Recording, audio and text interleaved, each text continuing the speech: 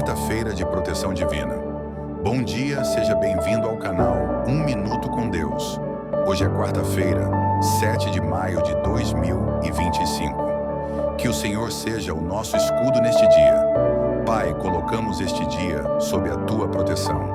Que nenhuma arma forjada contra nós prevaleça. Livra-nos dos acidentes, das armadilhas do inimigo, das palavras que ferem e das escolhas erradas. Acampa teus anjos ao nosso redor, nos caminhos que trilharmos, nos lugares por onde passarmos. Guarda nossa mente, nosso coração, nossa casa e nossa família. Que onde quer que estejamos, possamos sentir a tua presença nos protegendo.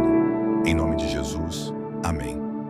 Curta, compartilhe e escreva amém se você deseja viver debaixo da proteção de Deus hoje.